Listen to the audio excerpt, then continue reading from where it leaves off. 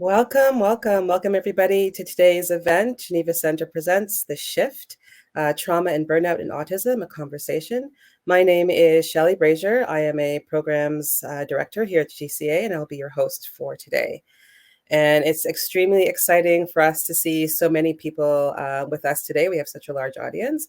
Last year, around this time, we launched this exciting free virtual series to engage our neurodiverse community, families, educators, healthcare workers, public service professionals, allowing us to dive deep into diverse topics, allowing us and participants to expand our own understanding, challenge pre-existing beliefs, stay on top of the latest research, and build our resource toolbox. So today we'll be diving deep into the understanding and addressing the issues of trauma and burnout in autistic individuals.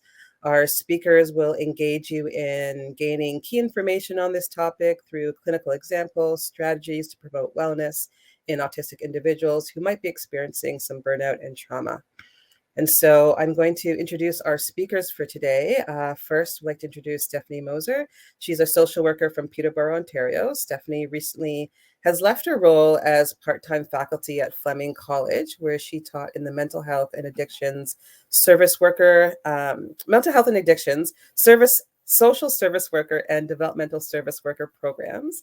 Mouthful there. She currently maintains a small private practice while working full-time as a therapist at Trent University. Her focus in her clinical work has been in supporting neurodivergent community. In her private practice, Stephanie provides mental health supports addressing the areas of relationships, wellness, issues related to managing mental health challenges such as anxiety and mood disorders and autistic burnout. She has a specialization in supporting autistic students attending post-secondary education, girls, women, trans, and non-binary folks on this spectrum. Stephanie today will be joined by Lauren Portingen. She's a mental health advocate who works for a multidisciplinary mental health agency in the Waterloo region. In her current role, Lauren provides system navigation, intake support to families engaging in mental health programs. She brings a participant-centered and trauma-informed approach to her work and specializes in child and youth mental health.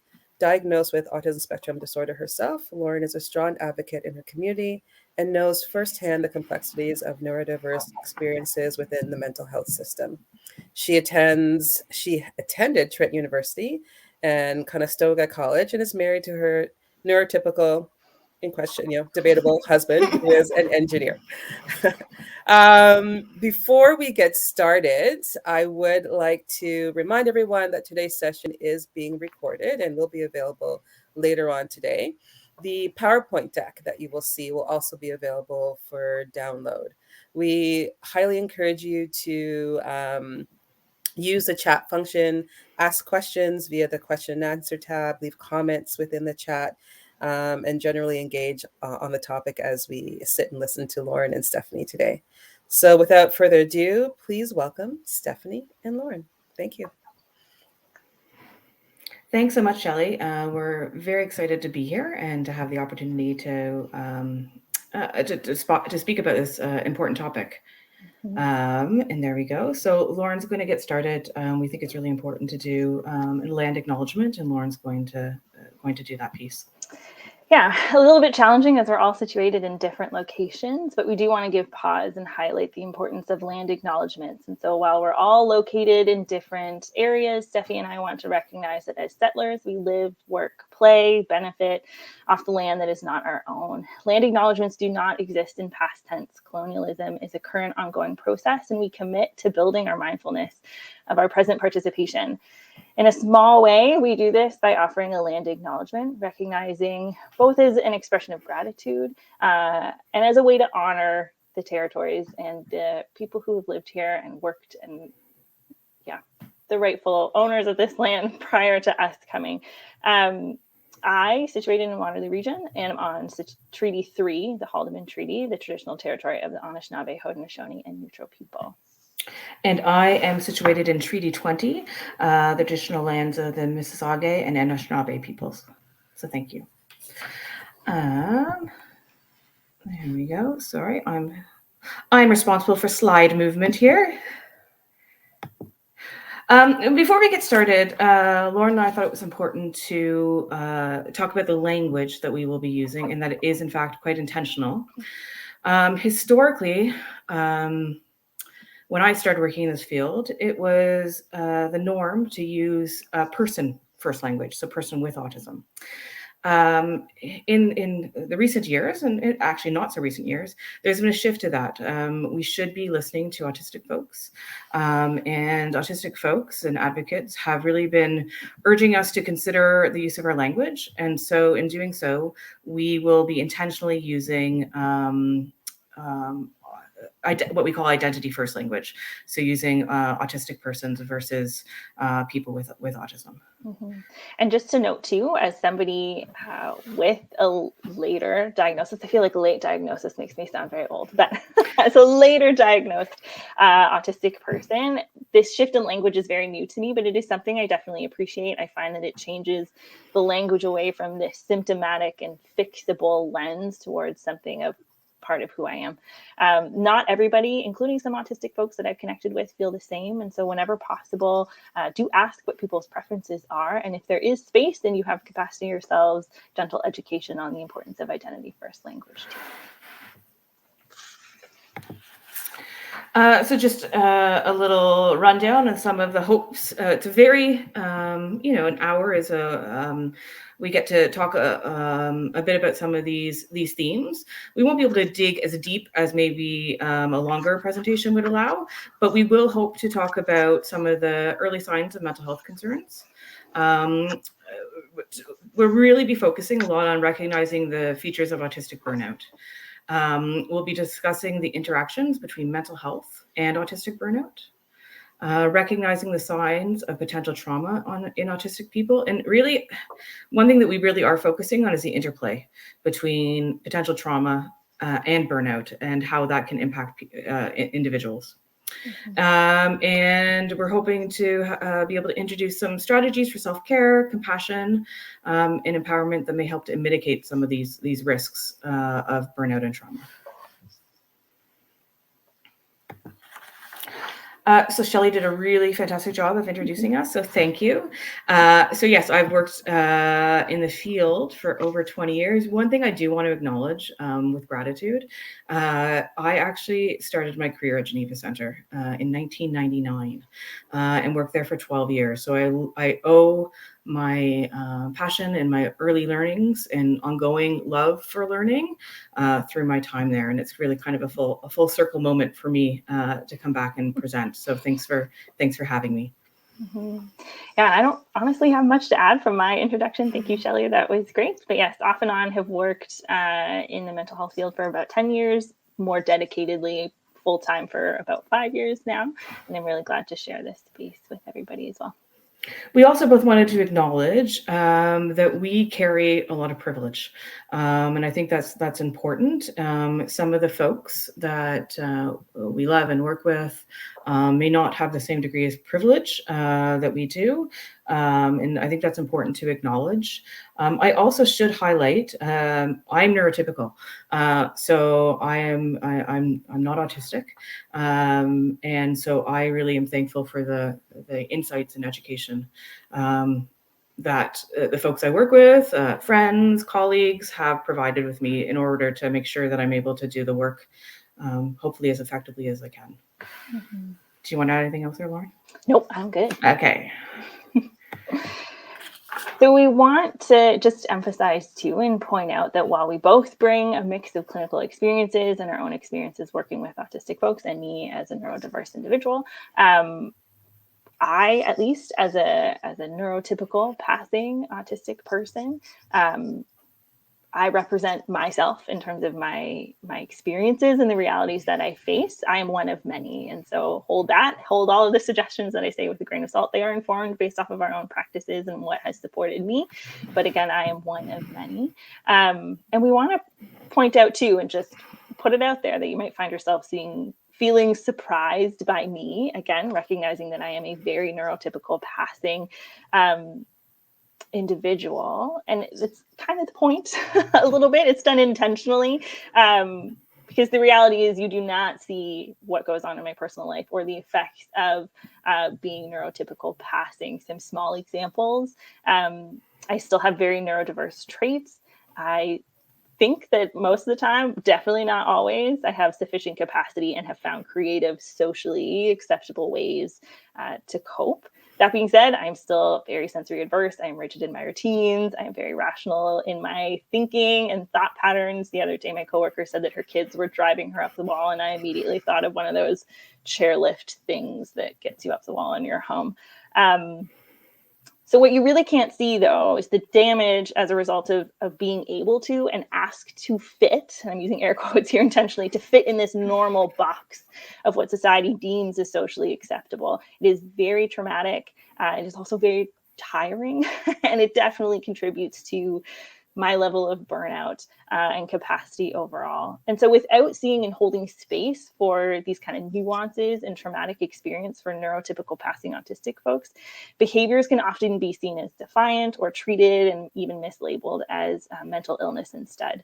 This is similar to some of that intersectionality that we hear discussed in terms of seen versus unseen or invisible illnesses. So for example, on top of experiencing my own autistic reality, there's also this sense that I need to advocate and educate, almost a sense of needing to convince people that I am autistic enough even to justify the need for accommodations or rationalize any outward expressions of sensory needs, behaviors, whatever it might be. And this can be really damaging and leads to questioning of my own identity, and a lot of gaslighting from others and internalized gaslighting as well.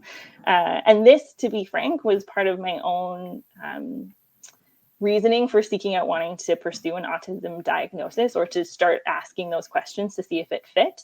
That in and of itself is a story for another time of how that all panned out. I am very privileged in how smooth that process was. I know that is not the case for everybody, but it was important to me to have a diagnosis. Not to say that folks who self-identify as autistic are not valid, but it was important for me as a neurotypical passing individual to have a diagnosis, knowing that if ever I needed accommodations or wanted to access specific services, unfortunately, I would need something to prove it in a sense. I see this as, a general trend where we're starting to steer away from this severe or not as bad, high functioning, low functioning language, but I don't think we're there quite yet.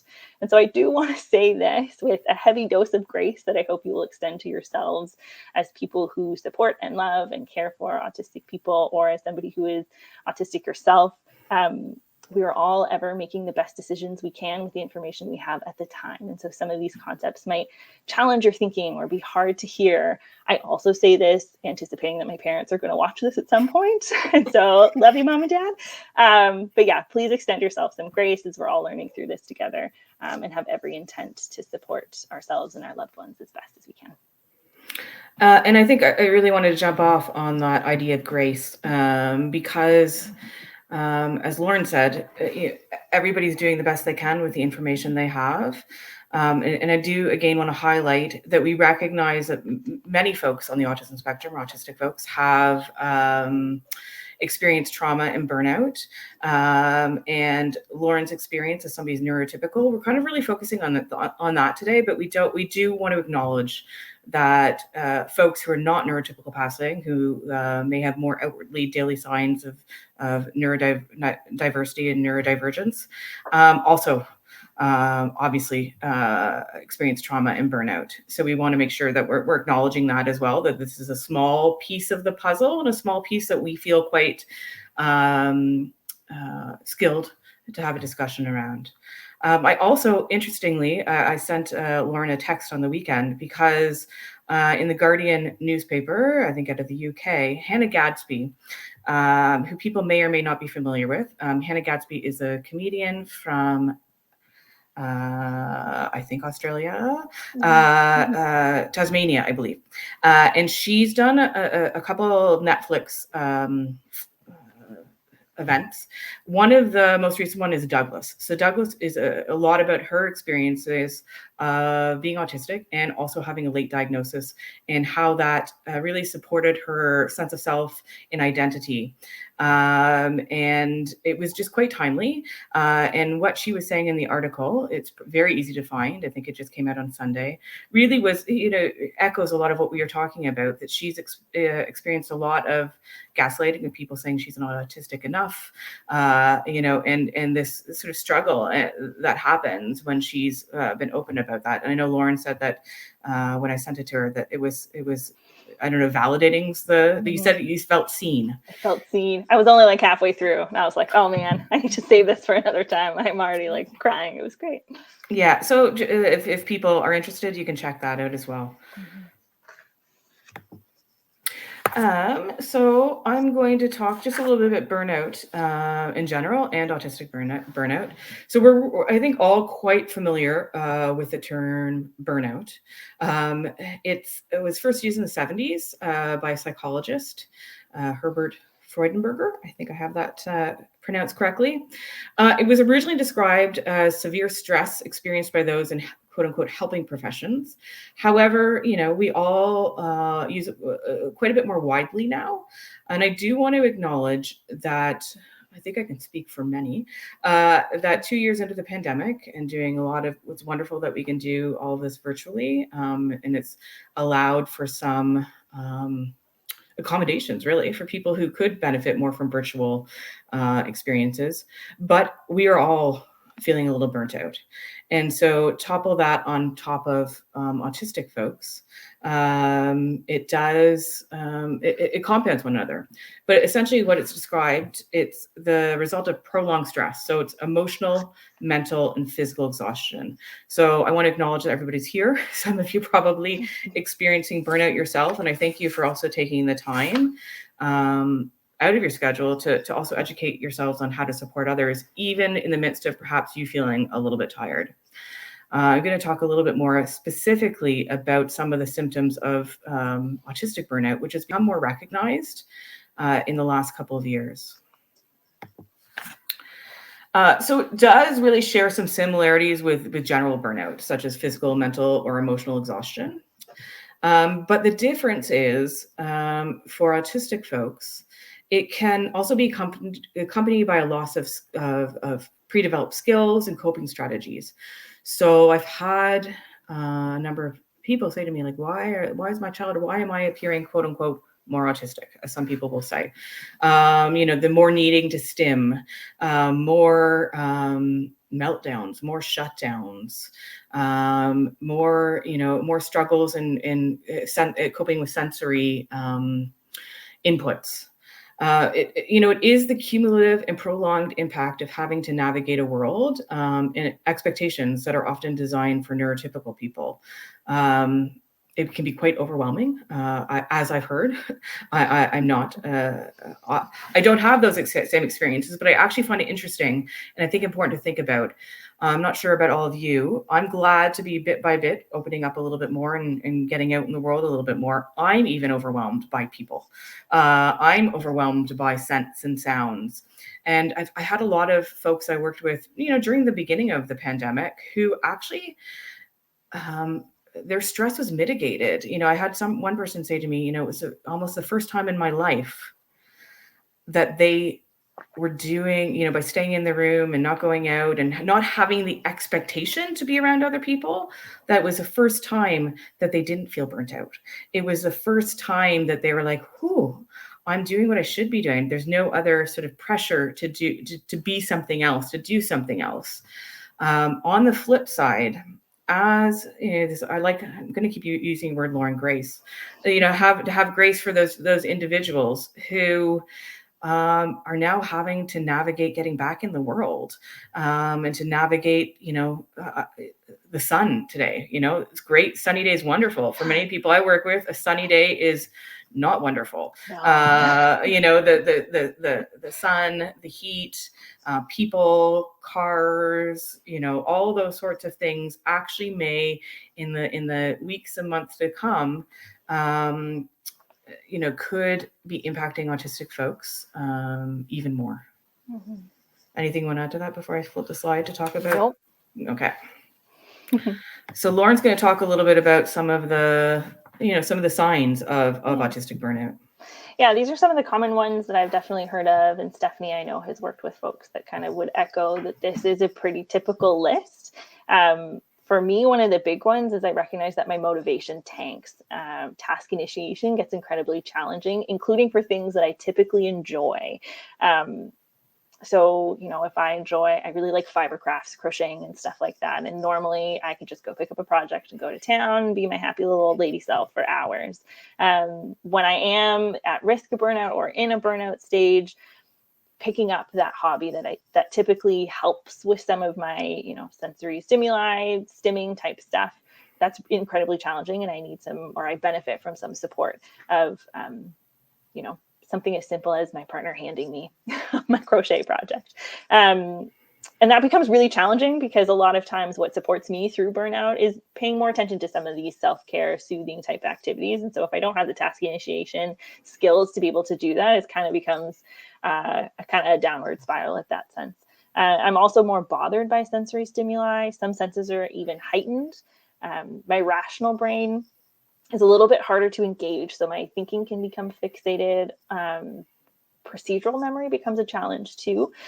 I think of it as, in our household, we call it like list days. And so an example is this morning was a list day. So instead of walking into the kitchen and making coffee, that's a day where I have capacity. But on days where I might not have capacity or I might be in autistic burnout, it's a list day. So coffee turns into, I'm going into the kitchen. I need to find the coffee pot. Is the coffee pot clean?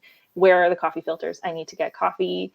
I need to boil a kettle, all of this stuff. And so it's really hard to kind of unsee or put brackets around contained tasks without it spilling into other kind of activities. So that procedural memory becomes a little bit more challenging for me. Another way that sometimes we think about it, again, very visual person I am, but sometimes I think about autistic burnout, just that definition of it being, an extended period of trying to live in a world that is not designed for me. Sometimes we think about it like I'm a little octopus shoved inside a box, and at a certain point, a tentacle is going to fall out or fly out. Sometimes that's rather not genteel, shall we say. And if I try to just shove the tentacle back in and get through it and ignore burnout, then eventually my whole octopus self is just going to flop out. So that's a kind of tongue-in-cheek way that we think about it in our household, of just being, it's not something to be ignored. And I think that can be kind of this conversation that happens when we talk about burnout without a neurodiverse lens, is that it's this, we'll just push through it. The weekend's coming, working for the weekend, that kind of thing. I don't think that works for anybody. For me as a neurodiverse person, it definitely does not work for me. It's a sign that I clearly need to pay attention to.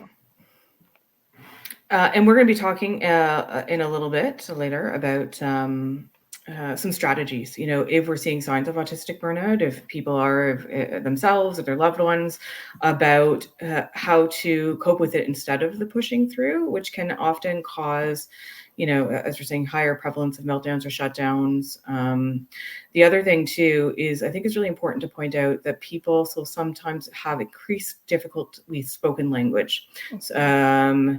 And I know from experience in talking to folks, sometimes, that adds to the experience of gaslighting, when people are like, well, of course, when somebody says, oh, well, I don't know.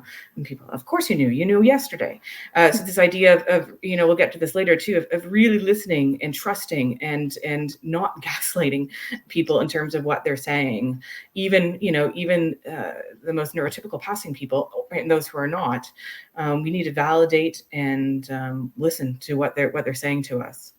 I didn't put the reference here, but I should have.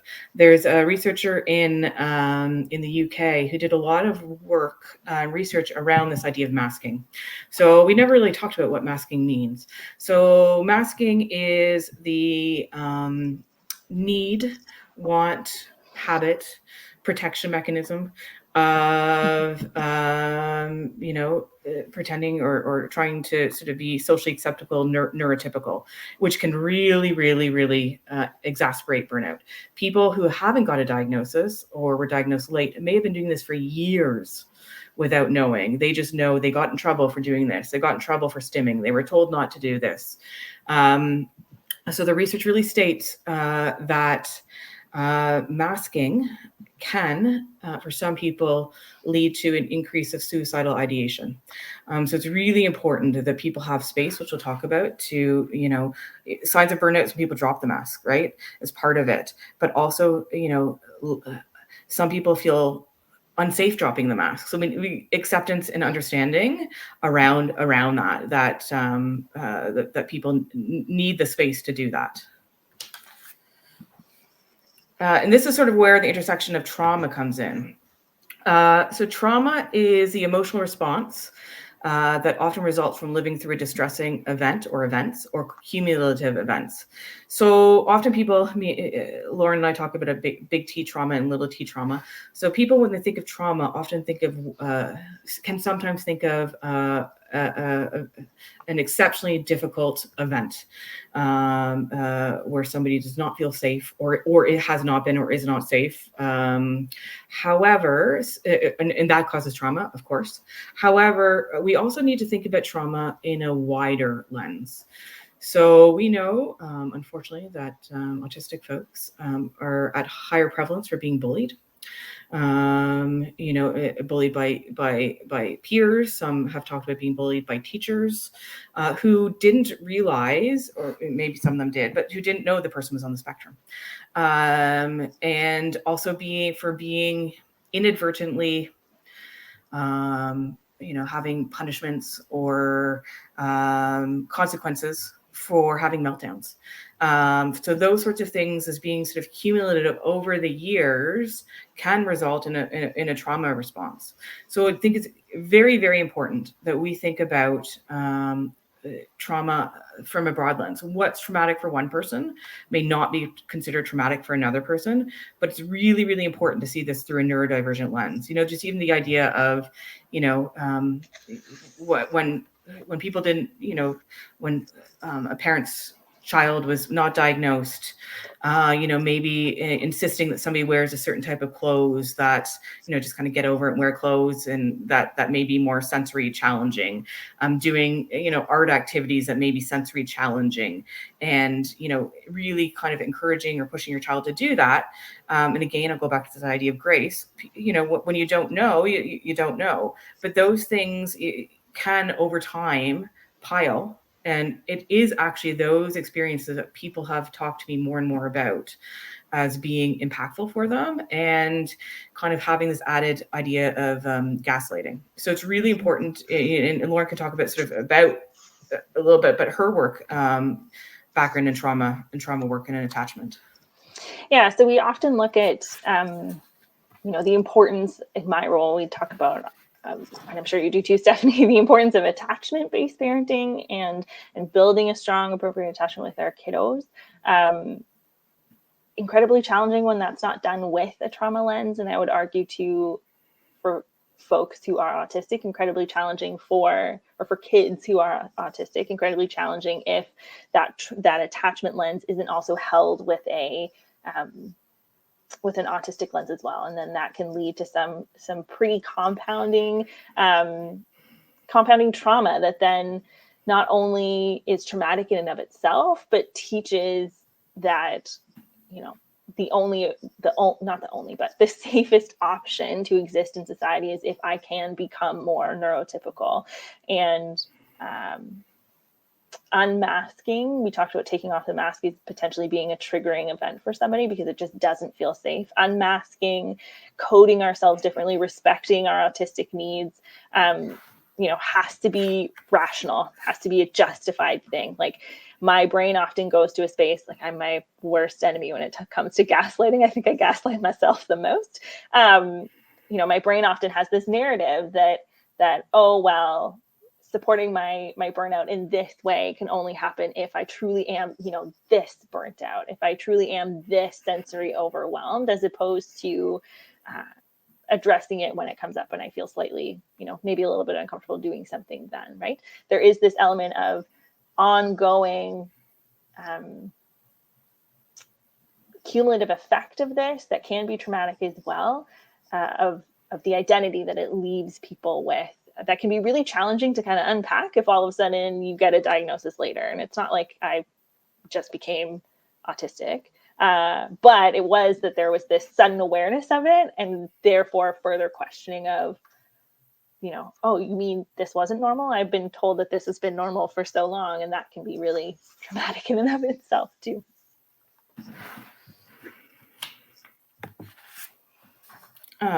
Oops, please go ahead. No. So we're going to talk a little bit meltdowns and shutdowns on this page, and then the next slide, Lauren's going to go into a bit more detail about the intersectionality around some of this and trauma.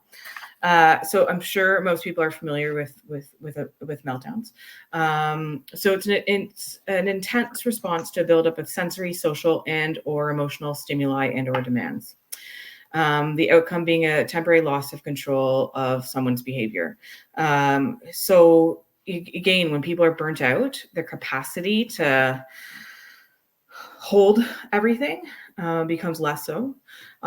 Sometimes what can happen, I'm sure as many of you are familiar, as being autistic folks yourselves or people who support or love someone with autism on autism spectrum, is what can appear to be a quote unquote, and I will use quotes, quote unquote minor inconvenience, minor thing to somebody else. Often people do not see the scaffolding, the buildup of everything underneath all of that. And then something happens, something not being available, a sudden change, a change that was unexpected, that can seem, again, quote unquote, minor to somebody else. There's been a lot building up from that. And that can sometimes cause a meltdown. Mm-hmm. I know from many of the autistic folks I've worked with over the years, the common theme is, that in itself for an autistic person is a traumatic experience for many people. Again, this idea of I shouldn't do that. I should be able to hold it together. I remember somebody telling me, just how upsetting the whole experience was for them. And I think, again, if we can hold that with some gentleness and recognize that, obviously for everybody involved, we never want to see somebody we love and care about being in a situation that's so uncomfortable. But centering the individual, individual's needs in those moments. And I want to just jump in here too to say that recognizing as someone who was diagnosed later, that I also brought along my people with me into understanding and developing an awareness of autism and what that looks like, which has brought about wonderful conversations that I'm really thankful and honored to hold with my friends and family. But it's also a sense of, challenging and I can assume traumatic for them as well, to kind of reframe their thinking and look back on what I was like as a kiddo. And I think too of this, again, going back to this idea of grace a little bit, that sometimes when I have meltdown, shutdown experiences, it's very easy for people to go to what has happened, what have I done, what can I change, to almost rationalize this. And it's really hard. And I tell people sometimes, I'm like, it's not you. It's not even me. Like, there's no fix unless you can turn down the brightness of the sun. Like, if you wanted to dim the sun today, that would be lovely. I know today is a day where I have to be gentle with myself because it is sunny. And that sometimes can be the last thing that I can sensory handle or that I have capacity to cope with, and could be more prone to shutdown and meltdown. So just that too, that you might find yourself kind of moving to the space of, well, what could I have done differently? What can I fix? How can I support my person in doing in a different way so that this doesn't happen again? And there might not be an answer for that. And that can be really challenging. Those things are important to hold, right? Of course, we're going to talk about accommodations and strategies, but sometimes these things do happen, and it's a self-care afterwards and the support afterwards, and being kind. Anybody who knows me, I'm a big proponent of compassion and kindness, and I don't think they're words that just should be thrown about. To actively be compassionate, after enduring. Shutdowns, people are a little less familiar with those. So it's very similar, same response, same buildup of different things. However, it can be the temporary inability to complete tasks. So it's not being able to do things, and not wanting to, or being defiant or difficult, which is sometimes, unfortunately, again, can be framed as that. it can be the inability neurologically to do these things. It's a sort of the body and mind protecting oneself. So with withdrawal, the amount of people I work with who've told me over the pandemic, they have little nooks, that they go to in their house where they kind of go to shut down. And, a common experience is people losing the ability who had the ability to communicate verbally, losing that ability. And for somebody who doesn't understand a shutdown through a neurotypical lens, that can be seen as unfortunately as defiant behavior of why are you answering me? Give me information. What can I do to help you? All those things in the moment. Often people don't have the ability to respond. And so that's just important to remember as well. And the only other thing I want to highlight is that for me, at least, shutdowns and meltdowns can also be sensory overwhelming in and of themselves. So if I typically tend to go into a space where I am nonverbal. And so if I feel like I am in a shutdown space, I'm quick to text my partner to say, shutdown's happening. And that cues him to maybe support me in different ways. But going on this journey and understanding autism and how it affects me personally, my partner would be somebody who would say, what do you need? How can I help? And just if I'm already in shutdown mode and kind of on this nonverbal edge, that input of asking me what I need can send me over the edge. And sometimes for me, sometimes I think about, or the way my brain kind of works around it is that I think about, and again, this is just my experiences, I think about shutdown as happening first before meltdown. And I almost think of meltdowns as like nuclear meltdown. So they can be much more volatile. For me, they tend to look like panic attacks or can look like panic attacks, but shutdown is kind of this gray space beforehand. And again, if I'm not careful of looking and approaching how I care for myself in a shutdown and not having this neurotypical passing trauma lens with it, I can send myself into a meltdown even more because I'm fighting, like Stephanie said, I'm fighting, I shouldn't do this. This isn't okay. Once upon a time, I was in trouble for this, that kind of thing. And then again, all of that adds to more sensory overload and can lead to a meltdown. This is sort of continuing on from what Lauren was saying there around how they interact. So I think you're gonna speak to some of that. I think to some of these experiences. Yeah. The one thing I really wanted to highlight is just that first point that when we don't understand, and we've kind of touched on it, when we don't understand, when it's not understood from an autism perspective, it can be seen as defiant, deviant types of behavior. Why aren't you looking at me? Make eye contact. Why aren't you answering me? That kind of thing. And a trauma response might be evident and we just might miss it. And again, this is where I had mentioned that it's not only traumatic, but it's teaching that feelings or needs are only okay if they fit within this neurotypical kind of socially acceptable lens, if they're not rational enough. Sometimes I play this game of, is it autism? Is it trauma? A trick question. It's typically both. And so what happens is I'm not just having a response to a shutdown or a meltdown.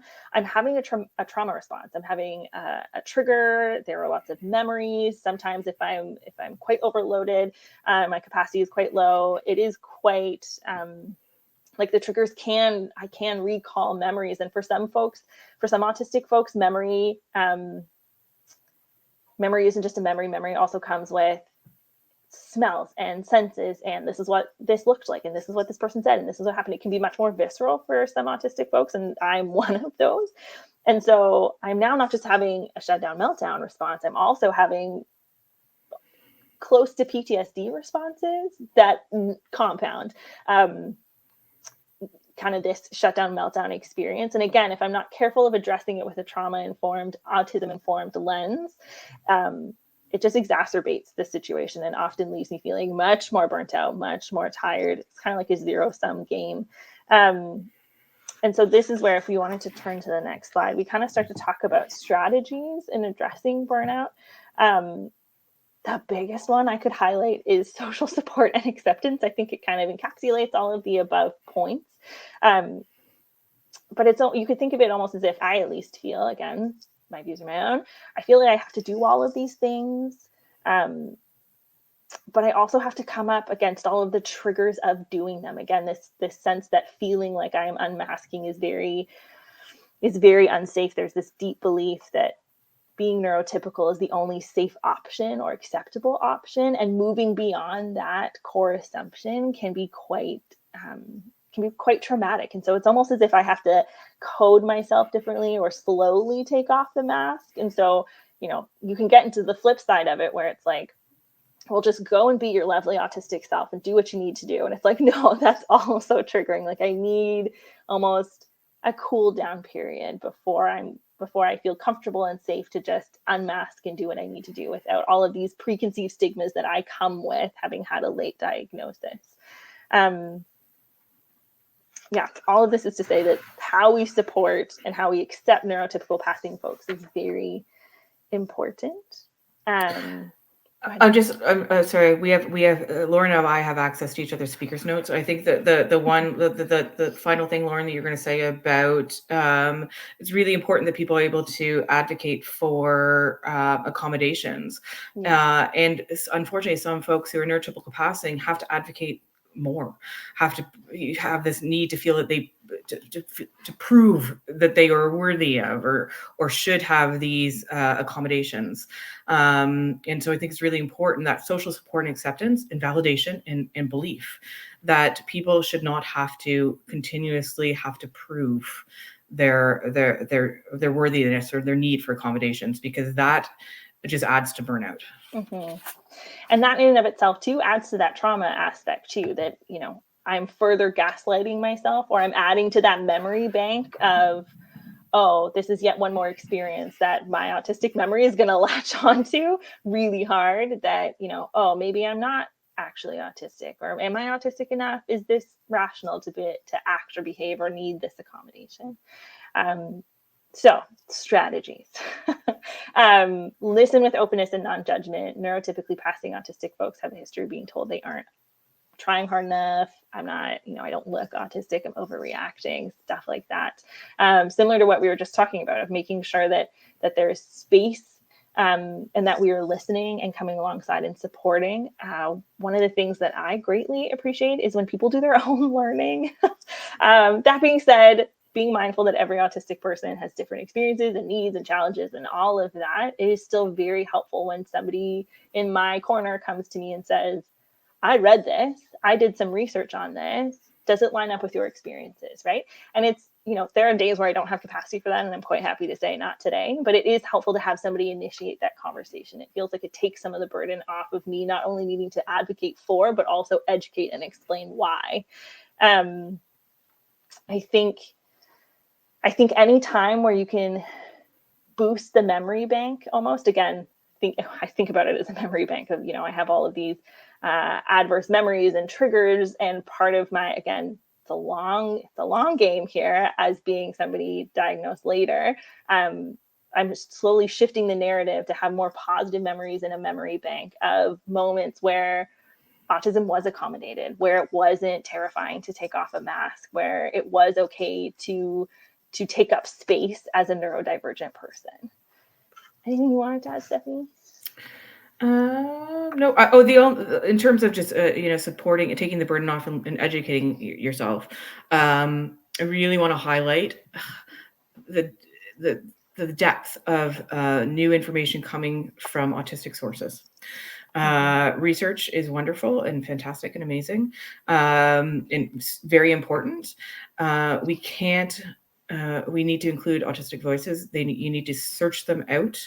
If your parents have young ones, it can be really helpful to hear, again, what Lauren was talking about, and, how her past has influenced her. And again, grace, we're learning as we go, but to check in and read the voices of autistic people themselves.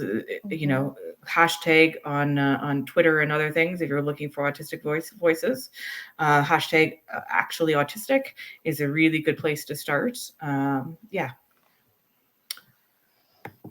So these are kind of condensed strategies that really I benefit from as someone, again, who's in this kind of gray space of wanting to have and accept, without any trauma or triggers coming with it, what I need as an autistic person. But again, it has to be gentle in that, because just taking off the mask is way too triggering.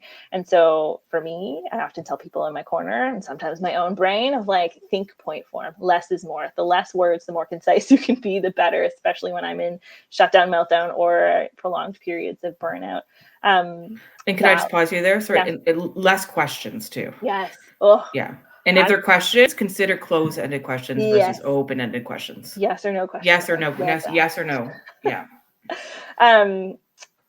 Validating, almost in the sense of normalizing. And so again, because I have all of this conditioning of what I should be and how I should act, even as an autistic person, normalizing and validating is really helpful. Things like, of course you feel this way, it makes sense, the sun's too bright, right? Like, whatever. Validating, normalizing, and then saying what's true. And so this is a bit of this can get a little bit confusing, but something that can be really helpful is recognizing that often there's a whole host of triggers and trauma that's coming with me in a meltdown, shutdown type situation.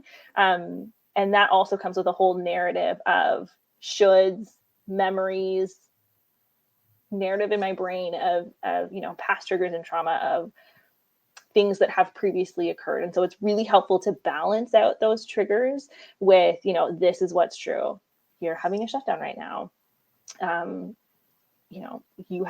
There are things you could do to support yourself there. I'm here for you, whatever that might look like for you, but kind of not arguing with the triggers, but bringing to light the other side of the coin to flat out, and as firmly or gently as you want to, flat out say, nope, that trigger is not true. This is actually true in what's happening.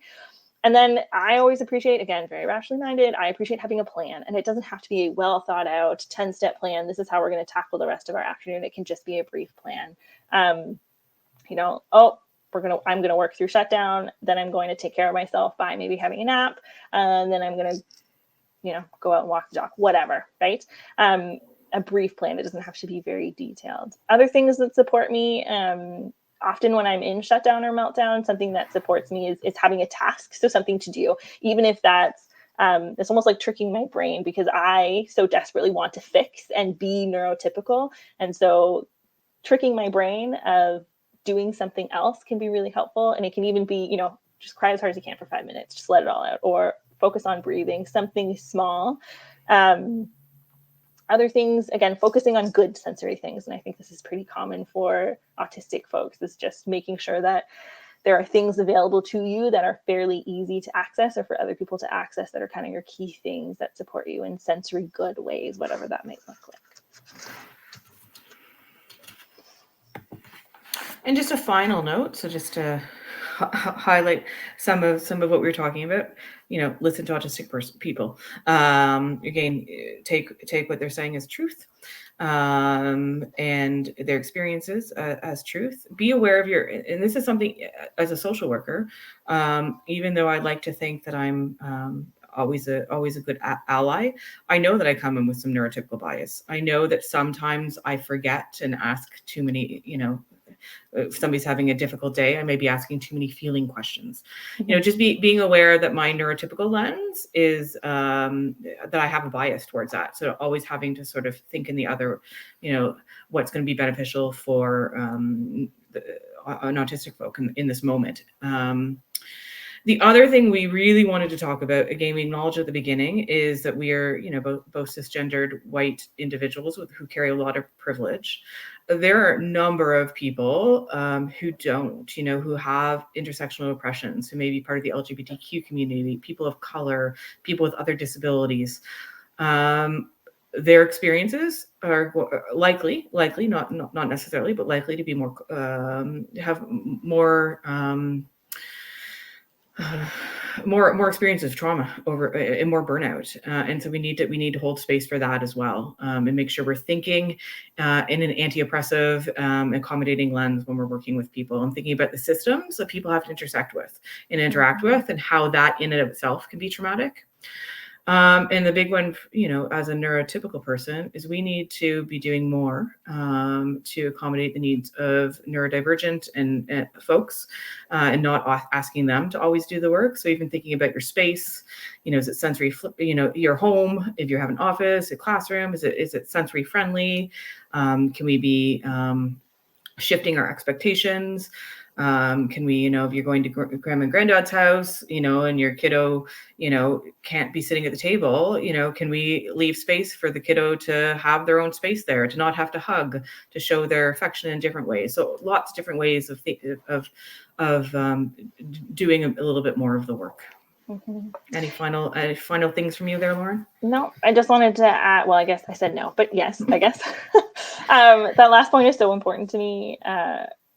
Caution though of never speaking for. Again, I think we made that clear at the beginning of not, there's ways to educate and learn and look at systems in a different way and help change the systems to be more accommodating, but also with still having autistic voices. And so there's ways to do that and initiate those conversations in spaces without speaking for. But still, that last point is something that, when those moments happen for me, those are beautiful moments where I feel seen and valid and like I'm able to take up space as a neurodivergent person. And it helps to stop reaffirming that I'm a burden kind of bias that my brain has ingrained in it from being a later diagnosed adult.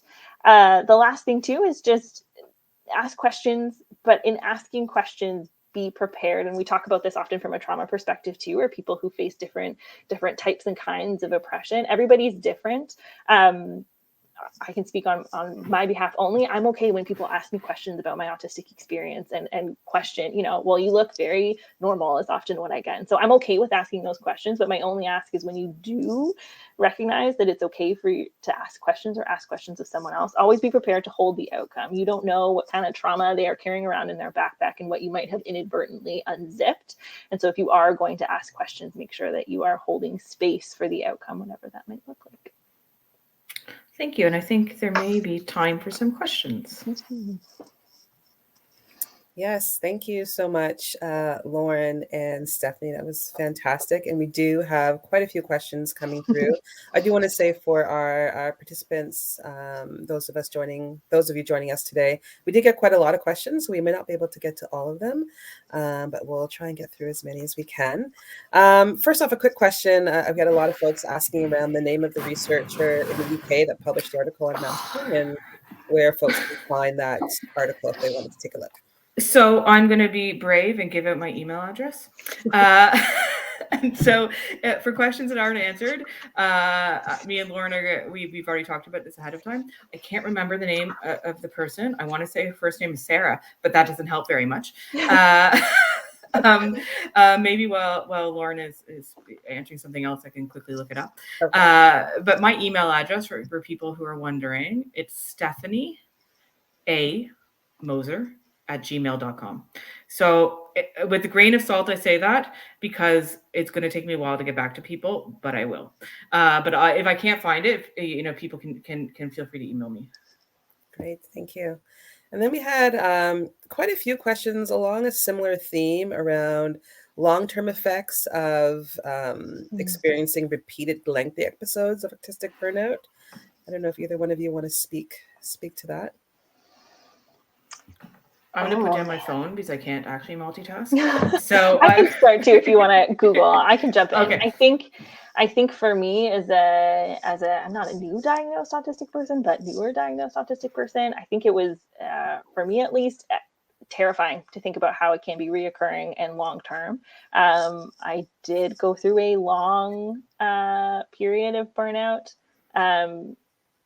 And again, challenging because it is this kind of, for me at least, it was this soul crushing moment of, wait, what do you mean this is supposed to be something bad? This is okay to happen. This is anticipated as a response to my experiences.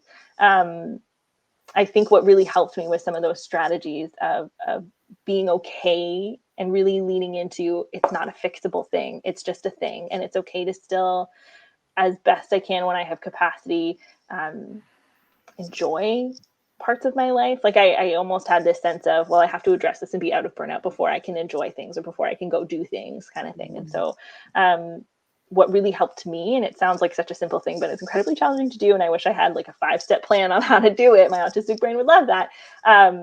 But really just leaning into that it's not something to be fixed. It's something to looked at with gentleness and compassion, and to take care of myself a little bit more, manage, change expectations that I have of myself, to work through it and anticipate that it may or may not happen again. It likely will happen again in my lifetime. Yeah, that's kind of what helped me. So I actually did find, I don't know if this is what I was looking for, but the person's name is S.A. Cassidy, and there's an article, is camouflaging autistic traits associated with suicidal thoughts and behaviors. So that's the name of the article. It's from 2020, and I think there's one from a couple of years ago as well. But there's a lot of documentation about that. Great, thanks. Anything from yourself, Stephanie, that you want to add on the effects of experiencing multiple episodes of burnout? I think and I apologize, I can't multitask, so I didn't actually hear what Lauren said. I think it's people taking a little bit longer to kind of get going again, of really needing more structure, more routine, of thinking about having more warnings about changes. So people sort of need more, you need to take a step back and provide maybe more support than somebody would have needed in the past in terms of changes in routine, sometimes visuals, sometimes texting communication. So really thinking about, I've had some people say to me like, well, my kid, or I didn't need that before. I don't want, I didn't need all that sort of support. And sometimes there's a reluctance, maybe because internalized stigma or what have you, to say it's okay to need them again. I know for myself, again, I'm neurotypical, but this winter was hard on me. I was burnt out, and I was like, I shouldn't need to do all these self-care things. I shouldn't need, and I had to take a step back. I'm like, oh no, I need to kind of work from the ground floor up again and to build those steps. And I think that's just really important to remember. You may have to provide more structure, more routine, more consistency, those sorts of things. Okay, great. We had a question also come through around folks who might be considered less high functioning, and any strategies and thoughts on how to get them to express their emotions. So, people, the language I always like to use, people with higher support needs. I think it's being creative, and I think we need to rely, for people who are able to rely on things like, text communication. I've been a little bit creative with people, and sometimes relying on, when I'm providing counseling, sometimes this virtually or in person, the format of having somebody speak, about it just may not be effective. So really kind of thinking outside the box. I'm a big proponent of, again, people on the spectrum, autistic folks share similarities, but a whole lot of differences. If art is something, if music is something, toys, different, sometimes people I work with have done really well who are, this is a bit of a stereotype, but people who may be into anime or video games, using, talking about characters that they may be aligned with in anime or video games. I've had to watch, not had to, I enjoy it, but I've watched a number of animes to kind of, to increase my repertoire. I have somebody I work with who's really into Dungeons and Dragons, to talk a little bit, to use those things and to talk about it in those, through those characters. I think Inside Out, the movie, did a really great job of talking, characters externalizing. That's what I'm looking for. To externalizing those emotions and speaking to those can be really helpful. So using creative approaches. I was going to say creative approaches are something that I'm a huge proponent of. I see it in my own work. Also appreciate it myself as an autistic person. It's something that can be incredibly helpful, especially if words and kind of pulling some of these abstract thoughts into reality or saying them out loud can make it feel a lot bigger. And so art, music, what do you feel? Can you find, do you have a song that would show that? Anything that, especially if you have a creative person that you're supporting, sometimes that can be a really gentle way of still getting the point across without Like, again, I can easier recall a song that makes me feel this way, or something from a movie that makes me feel this way, before I would be able to tell you, especially if I'm in a shutdown moment, exactly what I'm feeling. Interestingly, I had somebody recently send me, they were having a hard time expressing emotions in the meeting, and I kind of let it go. It wasn't being helpful in the moment to talk about emotions, and so we moved past that. But then they sent me a video afterwards of a song, and because it was a song that encapsulated what they were trying to say. It was their song, and that then I was able to use that to have a conversation. Okay, I talked about the song and what that meant. So yeah, so being creative. Great. I know we're running out of time, but there's another question in particular for you, Lauren, around seeking out your autism diagnosis. Question around whether you were seeking out autism in particular, or were you responding to perhaps something that was happening, experience that you were experiencing at that time? That's a really good question. I'm also okay with sharing my email too, so I'll share that too if people have questions. Stephanie and I will go back and forth of supporting each other and answering some of these, but I can share that too if my answer, whoever typed that question in, if you have more questions, happy to talk about it. Working in the mental health field, and I think also a compounded effect of being autistic, and also reading the DSM-5, because who doesn't want to do that for fun? I did. I don't know. Don't ask why. I think I went in anticipating that it was ADHD or autism, but I also was very intentional of seeking out supports where I went in and said, this is what I'm experiencing. Like, I didn't want to bias it in any way. I did have my suspicions from working in the field that it was either ADHD or autism or both, but did kind of come in with an open lens. That being said, I did seek out a psychologist who had experience with women, autistic women, and adults diagnosed autistic women too. So, I was a little bit biased, but I purposely was like, you could tell me what you think it is. And if you don't mind me saying, Lauren, you had you had an anxiety diagnosis when you were younger. Yes. Yeah, I was diagnosed, I think, at 14 with anxiety, and that's something that I think still probably is true.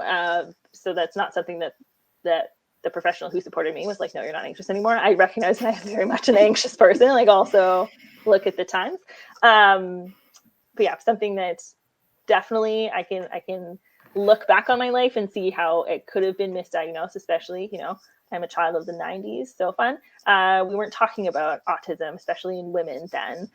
We barely are now. And so I can see how that would have been misdiagnosed at that point. Okay, great. I'm going to squeeze in one last question before we wrap up.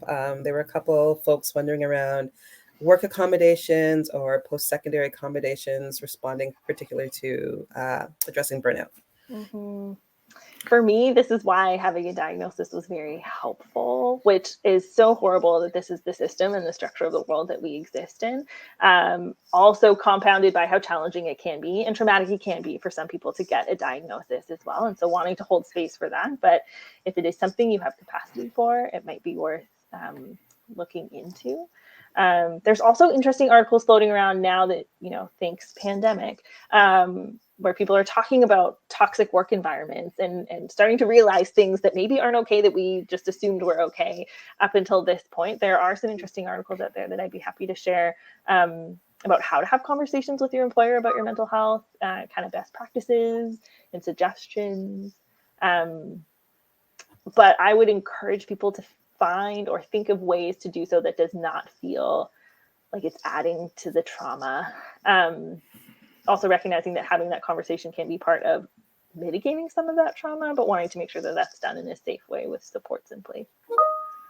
And I know in the post-secondary environment, probably not surprisingly, in order to access accommodations, people do need documentation, which is, I know, somebody I know, a loved one that I'm supporting and maybe investigating in a diagnosis. This person in their day-to-day life doesn't need it. They're looking ahead to post-secondary education and knowing sensory wise and exams and classroom size and potentially, understanding for if they have to leave a room or what have you, that they'll likely need something in writing. And it's unfortunate that, that the system is set up in that way. So I do know, but I do know, again, as Lauren said, a number of autistic folks aren't able, for lots of different reasons, to get a diagnosis.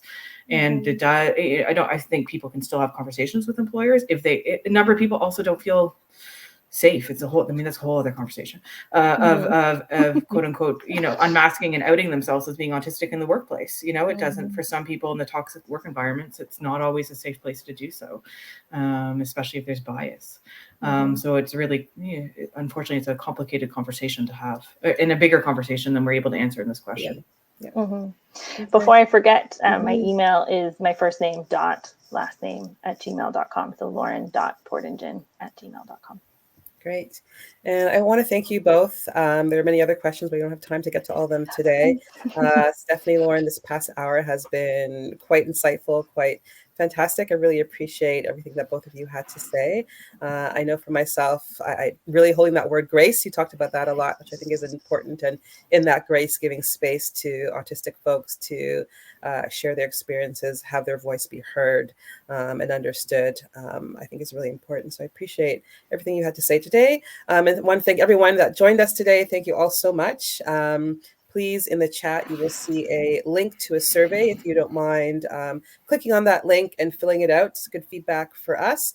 Anyone that fills it out will be entered into a draw for a $25 Amazon gift card. We have 4 of those to give away, so a little incentive there. And then once we've shut down for today, you will receive an email, the email that you signed up for this event today, with a copy of the PowerPoint and a copy of today's recording. So I just want to thank you again, Stephanie, Lauren, everyone that attended. This has been a fantastic. Please look out for more episodes of The Shift coming up within the year from Geneva Center. Thank you so much. Thank you. Thank you, everyone.